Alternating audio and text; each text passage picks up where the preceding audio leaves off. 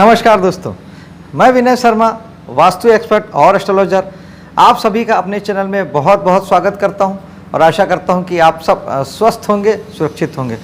दोस्तों, जिन्होंने मेरे चैनल को सब्सक्राइब कर लिया है उनका बहुत बहुत धन्यवाद और बहुत सारी शुभकामनाएं। जिन्होंने नहीं किया है उनसे विनम्र निवेदन कि प्लीज़ मेरे चैनल को सब्सक्राइब कीजिए और मेरे वीडियो को लाइक और शेयर कीजिए।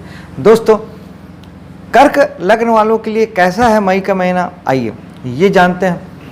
आपके लग्न में इस समय मंगल आ जाएंगे 10 तारीख को। उसके बाद ये पूरे महीने मंगल आपके लग्न में ही बैठेंगे। लेकिन ये मंगल आपके हैं पंचम भाव के स्वामी और दसम भाव के स्वामी। ये बहुत अच्छी परिस्थिति है, पंचमेश का और दशमेश का लग्न में बैठना ये बहुत अच्छी स्थिति है। लेकिन ये मंगल है नीच राशि में। नीच राशि के ग्रहों का फल ये होता है कि नीच राशि में ग्रह एक प्रकार से उनकी ताकत कम हो जाती है, ऐसे आप समझें।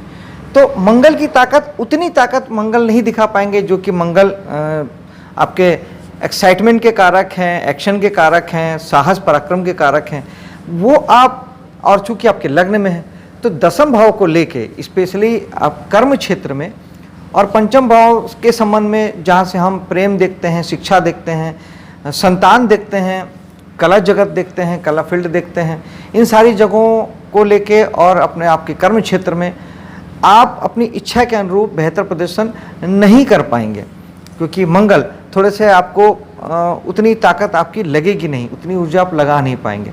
और अगर आप इसे ठीक करना चाहते हैं तो बेहतर है कि आप मंगल के लिए हनुमान चालीसा, सुंदरकांड, बजरंग बाण का पाठ करके घर से निकलें, हनुमान जी के दर्शन करके निकलें, उन्हें 2 अगरबत्ती लगा के निकलें, तब शायद कुछ बेहतर रिजल्ट हमें प्राप्त हो सकता है। अगले भाव की ओर बढ़ते हैं। केतु आपके चौथे भाव में बैठे हैं। केतु का चौथे भाव में बैठना, चौथा भाव हमारा होता है आपके घर के सुख का, मानसिक शांति का, हमारे जीवन में जितने भी हमें सुख सुविधा प्राप्त होती है उसका, वाहन का, मकान का, जमीन का, प्रॉपर्टी का। और आप अगर इस प्रॉपर्टी और वाहन के बिजनेस से जुड़े हैं तो वहाँ का, तो वहाँ पर केतु कुछ अच्छे इंडिकेशन नहीं देते। दोस्तों, बेसिकली कोई भी ग्रह खराब नहीं होता बशर्ते आप उसे अपना दोस्त बना लें। ये तो आप भी समझते हैं कि कोई दुश्मन है या कोई बुरा व्यक्ति है, अगर हम उसे अपना दोस्त बना लें तो फिर हमारे लिए बुरा कहाँ से हो सकता है। लेकिन हमें उसके लिए उस ग्रह के जैसा बनना पड़ता है। तो स्पेशली चौथे भाव के लिए आपको केतु बनना पड़ेगा। आप अगर वहाँ केतु बन जाएंगे आपको कहीं कोई प्रॉब्लम नहीं आएगी। केतु के पास केवल पैर हैं और वर्तमान केतु का क्षेत्र है, तो आप वहाँ के लिए केवल वर्तमान में रहें। कोई भविष्य की प्लानिंग मत करें, कोई सपने ना देखें, कोई सपने ना सजाएं, केवल अपना कर्म करें और फल की चिंता ना करें। उस स्थिति में चौथे भाव का कोई खराब फल आपको नहीं मिलेगा।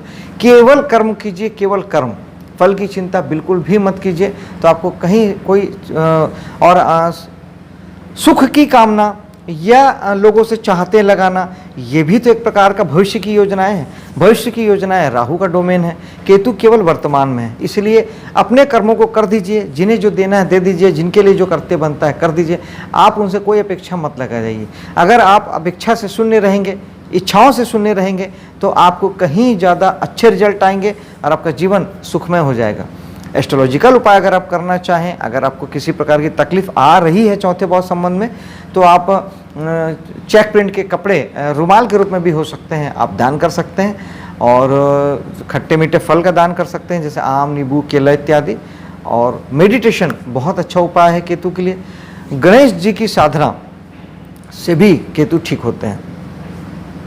आगे बढ़ते हैं। शनि जो कि आपके सप्तमेश हैं और वो आपके 8वें भाव में जाके आपके बैठ गए हैं अपनी मूल त्रिकोण राशि में। सप्तमेश यानी जीवन साथी, सप्तमेश यानी बिजनेस, और वहाँ के स्वामी का 8वें भाव में बैठना ये आपको ये बताता है कि कहीं ना कहीं अब शनि अगले 2 वर्ष आपको जीवन साथी को लेके और बिजनेस पार्टनर को लेके, बिजनेस को लेके आपको चिंता परेशानी भी देने वाले हैं और कार्यों में रुकावट बाधा भी देने वाले हैं। और शनि इन चीज़ों से आपको दुख भी देने वाले हैं। लेकिन आप अगर शनि को साधते हैं, यानी शनि की थोड़ी सी सेवा कर लेते हैं, तो आपको ये तकलीफ़ें नहीं भी आएगी। रीज़न ये है कि शनि मेहनत के कारक हैं, कर्म के कारक हैं। तो आप जीवन साथी को लेके, बिजनेस को लेके अगर आप बहुत अवेयर रहते हैं, जागरूक रहते हैं, खूब मेहनत करते हैं और अनुशासित रहते हैं, तो आपको कहीं कोई तकलीफ़ नहीं आएगी। 8वां भाव का यूटिलाइजेशन हम इस प्रकार से कर सकते हैं कि 8वें भाव में शनि का आना, चूँकि 8वां भाव हमारे रुकावट बाधा का होता है, चिंता परेशानी का होता है, और शनि का 8वें में बैठना ये एक प्रकार से आपके लिए विपरीत राजयोग हो गया, क्योंकि शनि जो हैं वो जहाँ बैठते हैं वहाँ के लिए वो उस भाव को स्ट्रॉन्ग करते हैं, शनि उसे मजबूत करते हैं। लेकिन 8वें भाव का मजबूत होना ये कुछ मायने में ठीक भी है और कुछ मायने में ठीक नहीं भी है। आप 8वें भाव से जुड़ के काम करते हैं, अगर आप एस्ट्रोलॉजर हैं, न्यूमरोलॉजी का काम करते हैं, तंत्र मंत्र का काम करते हैं, कुछ भी खोजने या ढूंढने का काम करते हैं, किसी भी प्रकार के रहस्य विद्याओं से जुड़े हैं, इनकम टैक्स डिपार्टमेंट से जुड़े हैं, आप प्रोडक्शन से जुड़े हैं, प्रोडक्शन में अगर आप काम करते हैं, और पुलिस डिपार्टमेंट में हैं जो हमेशा कुछ खोजने या ढूंढने का काम करती है, जासूसी डिपार्टमेंट में CID CBI जैसे रिसर्चर हैं, पढ़ रहे हैं, वैज्ञानिक हैं, कुछ खोज करते हैं, रिसर्च करते हैं, तब फिर आपको यहाँ से किसी भी प्रकार की शनि जो है इस भाव को मजबूत करेंगे और आपको सारे फल अच्छे आएंगे। लेकिन शनि के लिए फिर वही है अनुशासन और मेहनत। आपको इन सारे फील्डों से अगर आप जुड़े हैं तो आपको बहुत बहुत बहुत मेहनत करनी पड़ेगी, ढीला नहीं होना पड़ेगा अगले 2 से ढाई साल। अगर आप इस भाव के काम नहीं करते हैं तो शनि स्ट्रांगली आपको चिंता और परेशानी देने वाले हैं, इसलिए शनि का उपाय बहुत बहुत ज़रूरी हो जाता है। शनि के लिए आप काले कपड़े का दान, काली वस्तु का दान, काली उड़द की दाल का दान कर सकते हैं, तेल का दान कर सकते हैं, लोहे का दान कर सकते हैं, तिल का दान कर सकते हैं। शनि भगवान को शनिवार के दिन सरसों का तेल आप उन्हें चढ़ा सकते हैं, 100 ml 200 ml जो भी हो, मात्रा कुछ भी हो सकती है। उन्हें शनिवार के दिन उपवास कर सकते हैं, भगवान शनि में ओम शनिचराय नमः 1 माला आप जाप कर सकते हैं। कुल मिला के हमें भगवान शनि को ठीक करना है। और शनि के जो कारक होते हैं वो होते हैं लेबर क्लास, जो हमारे घर में काम करने वाले, बर्तन धोने वाली है, कपड़े धोने वाली है, गाड़ी पोंछने वाले हैं, गाड़ी में काम करने वाले हैं, किसी भी प्रकार के जो लेबर वर्क करते हैं, रिक्शा ठेला चलाने वाले बाहर जो होते हैं, इन्हें किसी भी प्रकार से इन्हें कुछ आनंद प्रदान करना, कुछ सुख प्रदान करना, अपनी तरफ से कुछ देना और कुछ भी इन्हें तकलीफ़ न देना, इन्हें किसी प्रकार की अपनी तरफ से कोई दुख न देना, ये एक बहुत अच्छा तरीका है शनि को ठीक करने का। क्योंकि जिस भी ग्रह की जो भी कारक चीज़ें होती हैं उससे बहुत जल्दी ग्रह जो है वो ठीक होते हैं। आगे बढ़ते हैं आपके चौथे भाव में, दसम भाव में। दसम भाव में 4 ग्रह विराजमान हैं जो कि आपके दसम भाव को बहुत बहुत बहुत बलवान बना देते हैं।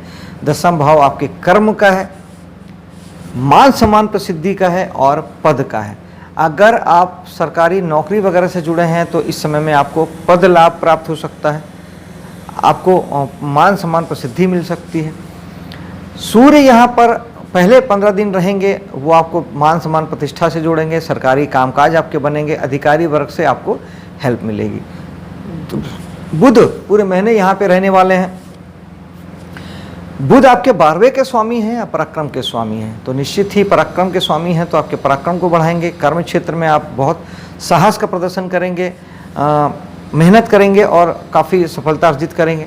12वें के स्वामी का दसम में बैठना यानी आपके कहीं ना कहीं जो पैसों का खर्च है वो आपके कर्म क्षेत्र से जुड़ा हुआ है, यानी बिजनेस धंधे को लेके आप कुछ पैसों का खर्च कर सकते हैं। अपने कार्यों को लेके, कर्मों को लेके आगे बढ़ाने के लिए आप किसी प्रकार का इन्वेस्टमेंट कर सकते हैं, कुछ ऑफिस वगैरह मेंटेन कर सकते हैं, कुछ नया खर्च आप ऐड ऑन कर सकते हैं।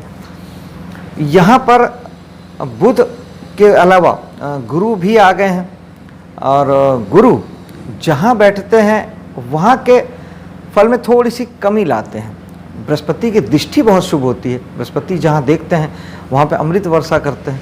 बृहस्पति के गोचर के लिए मैंने सेपरेट वीडियो बनाया हुआ है, उसे आप जाके देख सकते हैं, लिंक मैं आपको वीडियो के अंत में दे दूँगा, तो आप उसे ज़रूर देखिएगा।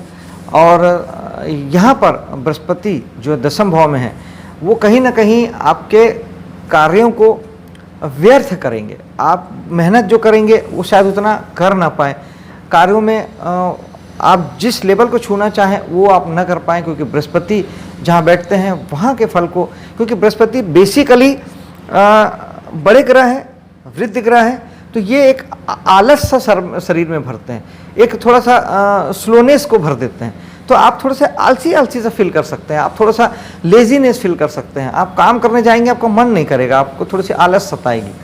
इसके लिए कम से कम एटलीस्ट बृहस्पति के लिए अगर आप गुरु पूजन में विश्वास रखते हैं, किसी गुरु से जुड़े हुए हैं, आपने कहीं दीक्षा ली हुई है, तो उनकी पूजा अर्चना करना, उनके साथ जुड़ना, उनका आशीर्वाद लेना बेस्ट उपाय है।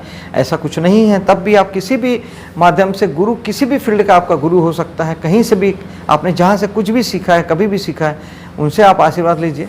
या गुरु के माध्यम से आप भगवान शंकर को अपना गुरु मान के, भगवान कृष्ण को अपना गुरु मान के आप उनकी पूजा अर्चना कर सकते हैं कि आप मेरे गुरु हैं, मेरे जीवन का मार्गदर्शन करें, तो भी आप गुरु को ठीक कर लेते हैं। पूजा पाठ आदि करना, धर्म कर्म से जुड़ना, ये भी गुरु के लिए अच्छा उपाय है।